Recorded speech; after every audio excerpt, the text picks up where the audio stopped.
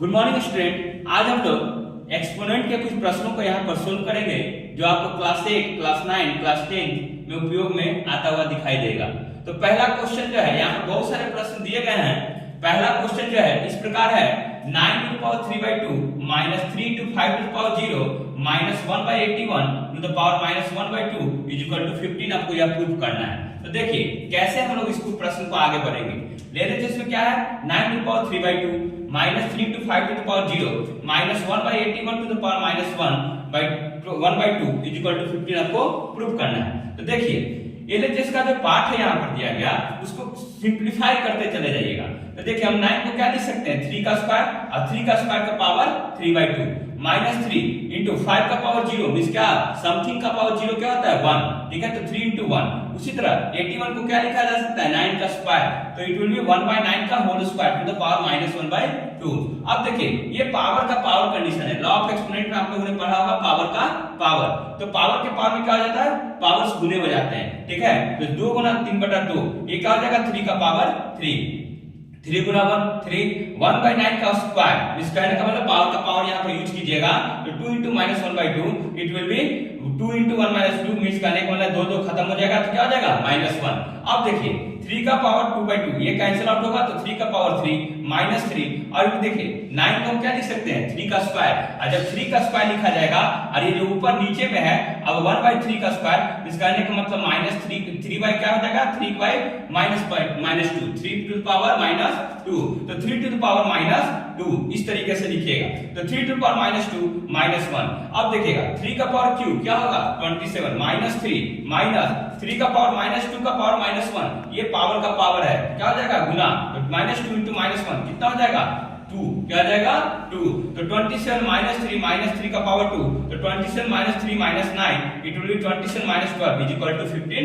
RHS is equal to proof. तो इस तरीके से इस क्वेश्चन को सोल्व कर दिया गया है। दूसरा क्वेश्चन देखिएगा, आपको क्या दिया गया है, 1/4 का whole minus 2 to the power -2 minus 3 into 8 to the power 2/3 into 4 का पावर 0 प्लस 9/16 का पावर -1/2 इज इक्वल टू 16/3 आपको प्रूफ करना है। तो देखिए एलएचएस में क्या मालूम है, 1/4 का पावर -2 माइनस 3 into 8 का पावर 2/3 into 4 का पावर 0 प्लस 9/16 का पावर -1/2, ठीक है।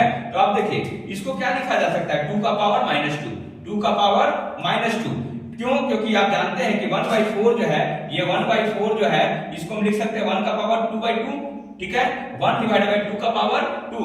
अब इसको लिखा जा सकता है 2 का पावर -2। तो 2 का power -2 to the power -2 minus 3 into 2 का पावर, इसको क्या लिख सकते हैं 8 को 2 का पावर 3, 2 का पावर 3 का पावर 2/3 इंटू 4 का पावर 0, समथिंग का पावर 0 क्या होता है 1, ठीक है। तो इंटू 1 प्लस 3 का स्क्वायर इंटू 2 का पावर -4। क्यों, क्योंकि 9 को 3 का स्क्वायर लिख सकते हैं और 16 को 2 का पावर 4, मगर 16 क्या है नीचे में है, तो पावर क्या हो जाएगा माइनस। तो 3 का power 2 to the power -1/2 into 2 का पावर -4 टू द पावर -1/2। 2 का पावर है, देखिए ये पावर का पावर यूज कीजिएगा।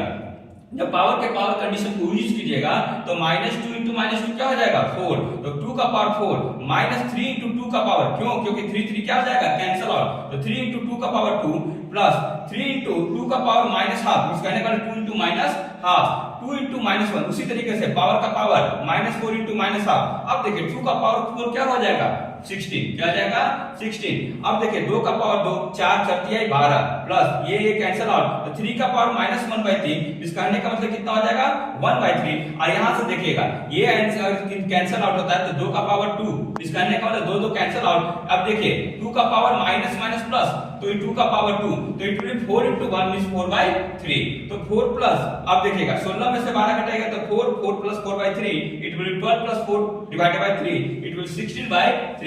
So it is RHS, it is proof. तो ये सेकंड क्वेश्चन आपका प्रूफ हो गया है। थर्ड क्वेश्चन को देखिएगा, 2 का power 1/2 into 3 into 1 to power 3 into 4 into 1 to power 4 divided by 10 to power -1/5 into 5 to power 3/5 division 3 into 4/3 into 5 to the power -10/5 divided by 4 to the power -3/5 into 6 is equal to 10। तो देखिए इसको हम लोग क्या है proof किस तरीके से करेंगे। तो क्वेश्चन को यहाँ देखा है, एलएचएस में क्या लिखा गया है, 2 का पावर 1/2 3 into 1 का पावर 3 into 4 का पावर 1/4 डिवाइड बाय 10 का power -1/5 into 5 into 10 to power 3/5 division 3 into 4 का power 4/3 into 5 to power -7/5 divided by 4 into -3/5 into 6। अब देखिए हम सभी को क्या करेंगे, प्राइम नंबर्स के रूप में कन्वर्ट करने की कोशिश करेंगे। ये तो प्राइम नंबर में ऑलरेडी है, ये भी ऑलरेडी है। ये देखिएगा, इसको हम क्या लिख सकते हैं, 2 का पावर 2, तो 2 का पावर 2 इंटू 1/4, क्योंकि पावर का पावर कंडीशन को अप्लाई कर लीजिएगा। उसी तरह 10 को क्या लिखा जा सकता है, 2 गुना 5। आप जानते हैं ना, a का पावर अगर मान लेते हैं m है और b का पावर भी m है, तो हम क्या लिखते थे, a इंटू b का पावर m।